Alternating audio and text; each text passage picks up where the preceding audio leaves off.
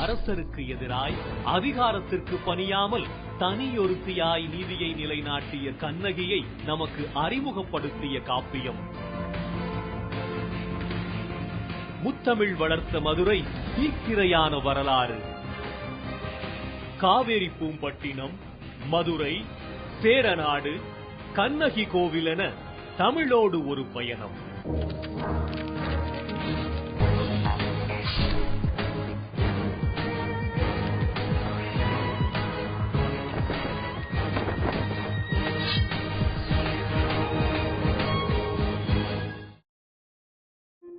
சடையும் பிரியும் தாழ்ந்த சென்னி குவளை உண்கண் தளவாள் முகத்தி கடையெயிறு அரும்பிய பவளச்செவ் வாய்த்தி இடைநிலா விரிந்த நித்தில நகைத்தி இடமருங்கு இருண்ட நீலமாயினும் வலமருங்கு பொன்னிறம் புரையும் மேனியள் இடக்கை பொலம்பூன் தாமரை ஏந்தினும் வலக்கை அம்சுடர் கொடுவாள் பிடித்தோள் வலக்கால் புனைகளல் கட்டினும் இடக்கால் தனிச்சிலம்பு அரற்றும் தகைமயள் பனித்துறை கொற்கை கொண்கன் குமரித் துறைவன் பொன்கோட்டு வரம்பன் பொதியிற் பொறுப்பன் குலமுதல் கிழத்தி ஆதலின் அலமந்து ஒருமுலை குறைந்த திருமா பத்தினி அலமறு திருமுகத்து ஆயிழை நங்கைதன் முன்னிலை ஈயாள் பின்னிலை தோன்றி கேட்டீசின் வாழி நங்கை என் குறை என வாட்டிய திருமுகம் வலவையின் கோட்டி யாரை நீ என்பின் வருவோ என்னுடை ஆரஞர் எவ்வம் அறதியோ என ஆரஞர் எவ்வம் அறிந்தேன் அணியீழாய் மாபெருங்கூடல் மதுராபதி என்பேன். கட்டுரை காதை. ஒரு பயண காப்பியமாகவும் நாடகத்தையும் நடனத்தையும் உயர்த்தி பேசுற ஒரு இலக்கியமாகவும் இருக்கிற சிலப்பதிகாரம் தற்காலத்திலையும் பேசப்படுறதுக்கு முக்கியமான காரணம் கண்ணகி தெய்வமானது மட்டுமில்லாம ஆராயப்படாம கொடுக்கப்படுற தீர்ப்பும் தண்டனையும் எவ்வளவு மோசமான விளைவை ஏற்படுத்தி இருக்குன்னு இன்னைக்கும் நமக்கு உணர்த்துறதுனாலதான் சிலப்பதிகாரம் நிலைச்சு நிக்குது.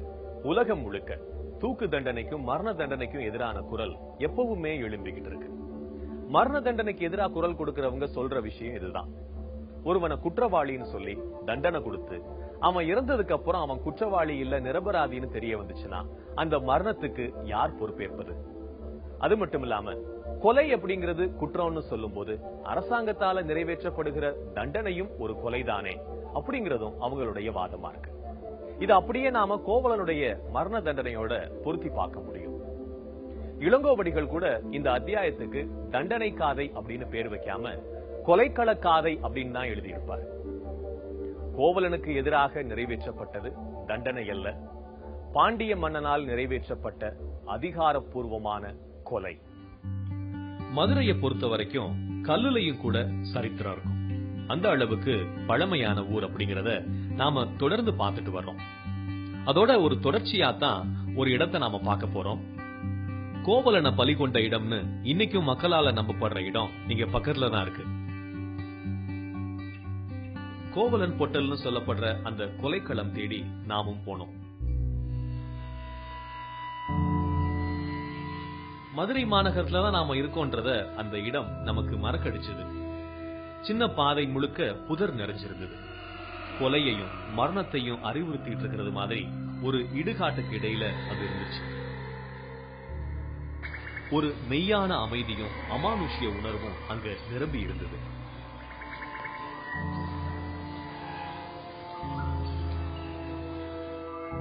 தமிழகம் எங்கும் காலம் காலமா பேசப்பட்டு வர்ற ஒரு மோசமான கொலை நிகழ்ந்த பகுதியில நாம நடந்து போனோம். கட்டி முடிக்கப்படாமலோ இல்ல கட்டி முடியாமலோ போன ஒரு கோயில் அங்க இருந்துச்சு.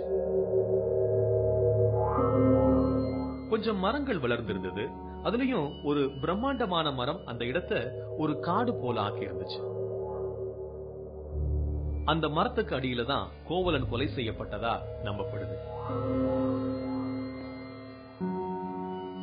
கோவலன் வெட்டப்பட்ட போது அவன் தலை உருண்டு விழுந்த இடத்துலதான் இந்த கோயில் கட்டப்பட்டிருக்கு.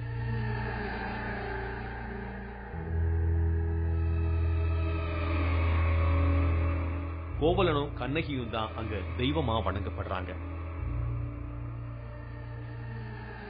கோவலன் கொல்லப்பட்ட இடம் அப்படின்னு இங்க உள்ள மக்களால காலம் காலமா நம்பப்படுற அந்த இடத்துல தான் இப்ப நான் இருக்கிறேன். வரலாற்று முக்கியத்துவம் வாய்ந்த இந்த இடம் நான் எதிர்பார்த்த மாதிரி இல்ல. கோவலன் பொட்டல் அப்படின்னு சொல்லப்படுற ஒரு சின்ன சுடுகாட்டுல 4 சுவத்துக்கு மத்தியில தான் இந்த அடையாளங்கள் பாதுகாக்கப்படுது. இங்க 3 சிலைகள் இருக்கு. ஒன்னு கோவலனோட சிரசு அப்படின்னும், இன்னொன்னு கோவலனோட உடல் அப்படின்னு சொல்லப்படுது. மிச்சம் இருக்கிற இந்த 3ஆவத கண்ணகி தேவி அப்படின்னு இங்க உள்ள மக்கள் வழிபடுறாங்க. பிறந்த குழந்தைங்க அழுகாம இருக்கிறதுக்கு இந்த கண்ணகி தேவிக்கு பூஜை செஞ்சா இந்த அம்மன் அவங்கள பாதுகாக்கிறதா ஒரு நம்பிக்கை இங்க இருக்கு. வரலாற்றிலிருந்து நீக்க முடியாத, மதுரை மக்கள் நிறைய பேருக்கு தெரிஞ்சிருக்கிற இந்த இடம் அதன் முக்கியத்துவத்துக்கு எதிராக இன்றைக்கு கேட்பாரற்று கிடக்குது. கோவலன் கொல்லப்பட்ட ஒரு கொலை களத்துல கோயிலும் இறந்தவர்களின் சமாதிகளும் நிறைஞ்சிருப்பது முரண்பாடான ஒன்றுதான். 1981 தமிழ்நாடு அரசு தொல்லியல் துறை அந்த இடத்திலே அகழாய்வு பணியை மேற்கொண்டது. அப்போது அங்கே பல முதுமக்கள் தாழிகளை வெளிக்கொண்டு வந்தார்கள். அந்த முதுமக்கள் தாழிகளை உட்புறமாக ஆய்வு செய்கின்ற போது ஒரு மனிதனுடைய முழுமையான எலும்புக்கூடு இருந்தது. அந்த எலும்புகளை எல்லாம் சேகரித்து மருத்துவர்களுடைய உதவியோடு அதை முழுமையாக ஒரு உடலாக பொருத்தி காட்டினார்கள். அந்த எலும்புக்கூட்டினுடைய ஒரு கை மணிக்கட்டிலிருந்து, அதாவது முழங்கையிலிருந்து இடது கை வெட்டப்பட்டிருந்தது, இல்லாமல் இருந்தது. ஆனால் அந்த எலும்புடைய காலத்தை 2000 ஆண்டுகளுக்கு முந்தியது என்று வரையறை செய்தார்கள். எனவே 2000 ஆண்டுகளாகவே அது ஒரு மக்கள் வாழ்விடமாகவும் அந்த பகுதி மட்டும் மக்களுடைய மயான பூமியாகவும் இருந்திருக்கிறது என்பதை நாம் அந்த ஆய்வின் மூலமாக உறுதிப்படுத்தினார். அதோடு சில காசுகள், பாண்டியர் காலத்து காசுகள், சில எழுத்துக்கள் பொறித்த ஓடுகள் என்ற பல பொருட்கள் எல்லாம் கிடைத்தன. எனவே அதன் மூலம் அது 2000 ஆண்டுகளுக்கு முந்தைய வரலாற்றுக்கு உரிய இடம்தான் என்பதை அதை நாம் உறுதி செய்ய. முதல் நாள் காலையில போன கணவன் இன்னும் திரும்பலன்னதும் கண்ணகிக்கு பதட்டம் அதிகமாயிடுச்சு. இத்தனை வருஷமா கண்ணகியை விட்டு கோவலன் பிரிஞ்சிருந்தான். அந்த பிரிவுக்கு என்ன காரணம்னு கண்ணகிக்கு தெரியும். ஆனா உடனே திரும்பி வர்றேன்னு சொல்லிட்டு போன கோவலன் ஒரு நாள் முழுக்க திரும்பலன்னதும் இந்த புது ஊர்ல யார்கிட்ட போய் விசாரிக்கிறதுன்னு தெரியாம கண்ணகியோட பயமும் தவிப்பும் அதிகமாகுது. அந்த காலை நேரத்துல பாண்டிய மன்னனோட அரண்மனை முரசு சத்தம் கேட்குது. அந்த சத்தத்தை கேட்டதும் மாதிரி இன்னைக்கு அரண்மனைக்கு நெய் தர வேண்டிய முறை நம்மோடதாச்சின்னு ஞாபகம் வந்து துணைக்கு ஐயைய கூப்பிடுறாங்க. அவங்க 2 பேரும் தயிர் கடைய போறாங்க. அந்த நேரத்துல எப்பவும் இல்லாம பல தீய சகுனங்களை அவங்க பாக்குறாங்க. அந்த தீய சகுனங்கள்லாம் என்னன்னா, எப்போதும் துள்ளி ஓடிட்டு இருக்கிற ஆட்டுக்குட்டிங்க எல்லாம் சோர்வா படுத்துக்கிட்டு இருக்கு. பசுக்கள் எல்லாம் கதறிக்கிட்டே இருக்கு. மாடுகளோட கழுத்துல கட்டி இருந்த மணிகள் எல்லாமே தானாவே கலண்டு தரையில விழுது. இதெல்லாம் பார்த்ததும் ஏதோ தவறு நடந்திருக்கு அப்படின்னு ஐயைக்கும் மாதிரிக்கும் தெரிஞ்சிடுது.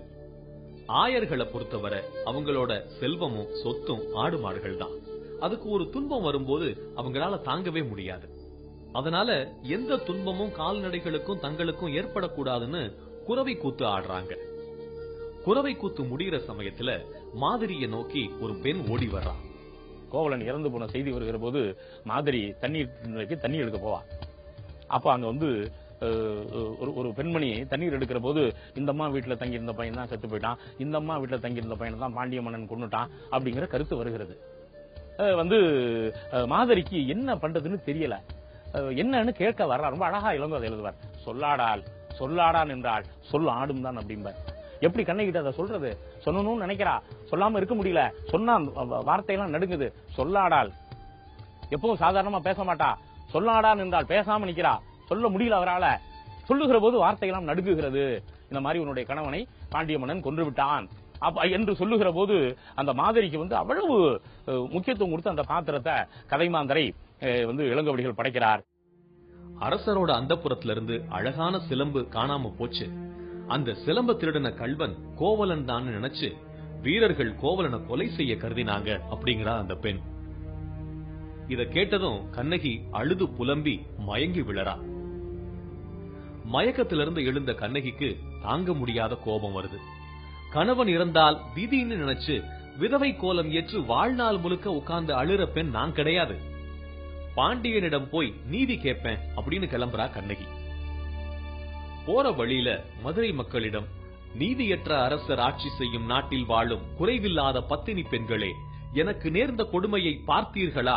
எனக்கு இது தேவைதானா என் கணவரிடத்தில் போகிறேன், அவர் எழுந்து வந்து என்னிடம் பேசுவார். அப்படி அவர் பேசவில்லை என்றால் என்னை என்ன வேண்டுமானாலும் சொல்லி இகழுங்கள் அப்படின்னு ஆவேசமா சொல்றான்.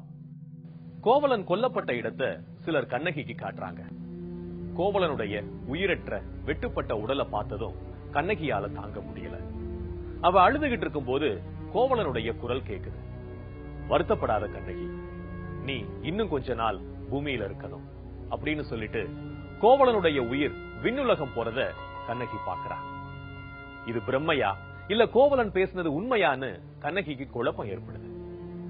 என்ன பேசினாலும் கோவலன் உயிரோட இல்ல அப்படிங்கிறது தானே உண்மை. அதனால பாண்டிய மன்னனை பார்த்து நீதி கேட்கறதுக்காக முன்னையும் விட ஆவேசமா அரண்மனையை நோக்கி போறா கண்ணகி. கண்ணகி சிலம்போடும் சினத்தோடும் நீதி கேட்டு போன இடம் பாண்டியனோட அரண்மனை. ஒவ்வொரு நாளும் மாறிக்கிட்டே வர்ற மதுரையில கண்ணகியின் கால் பதிந்த அரண்மனை எங்கே இருக்குன்னு தேட துவங்கணும்.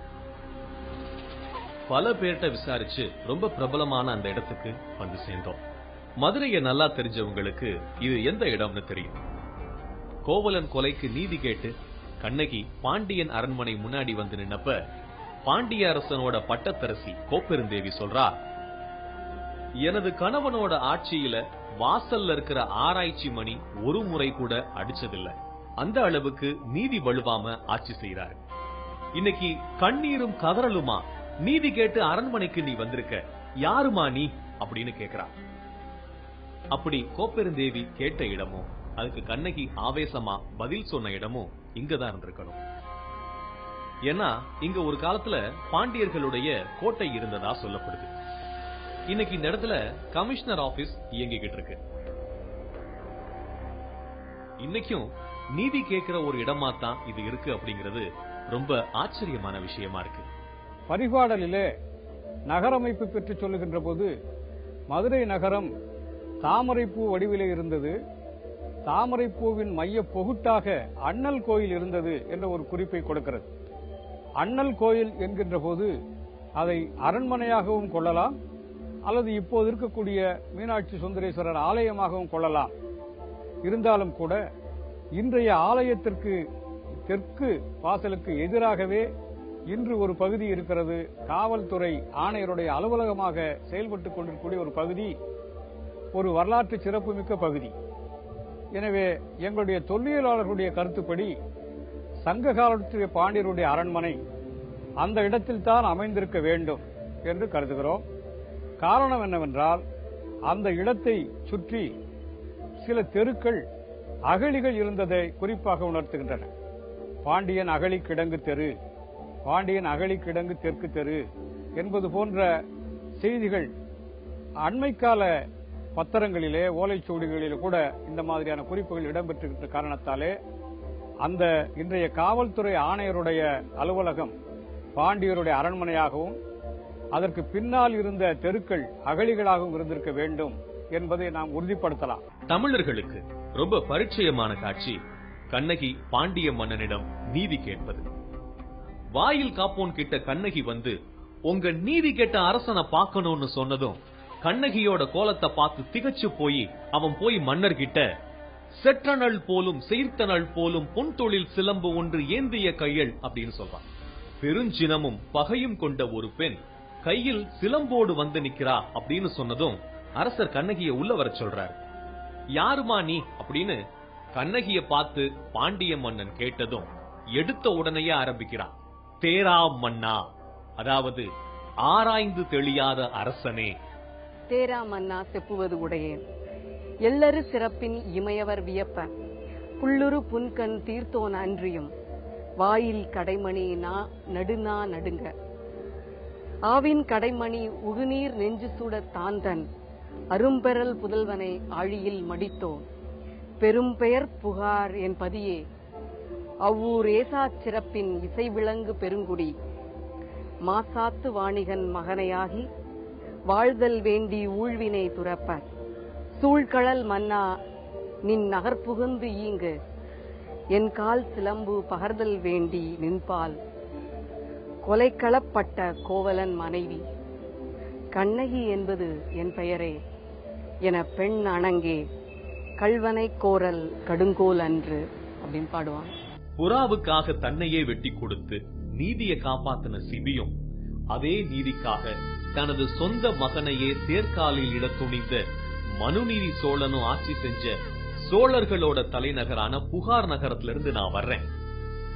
அந்த ஊர்ல பெருமை மிக்க குடும்பத்தை சேர்ந்த மாசாத்துவானின் மகன் என் கணவன் இந்த மதுரைக்கு வந்து என்னோட கால் சிலம்ப விற்க நினைச்சப்ப உன்னால கொலை செய்யப்பட்டானே கோவலன், அவனுடைய மனைவிதான் நான், என் பேர் கண்ணகி அப்படின்னு சொல்றான்.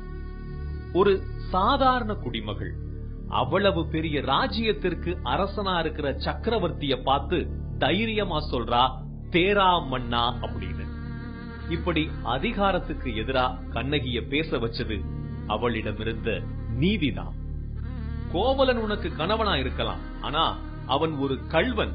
கள்வனை கொல்வது அரச நீதி அப்படின்னு சொல்றான் பாண்டியன்.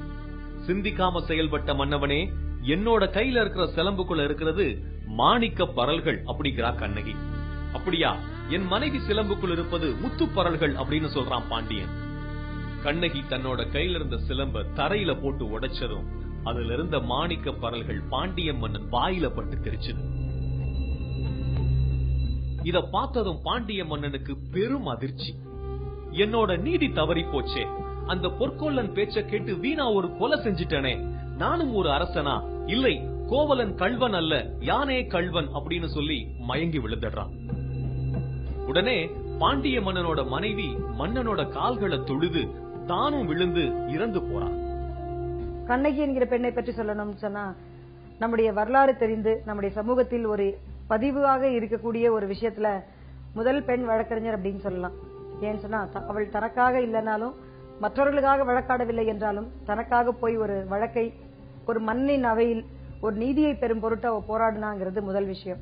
ஏனென்றால் கண்ணகியினுடைய பாத்திரத்திற்கு ஏற்ற வகையில் அவள் என்ன செய்திருக்கணும்னு சொன்னா, தன் கணவன் செத்து போன உடனே தானும் அழுது புரண்டு ஒரு தலைவிரி கோலமாக விதவை கோலம் பூண்டு ஒண்ணுமே இல்லாம அப்படியே போயிருந்திருக்கணும்.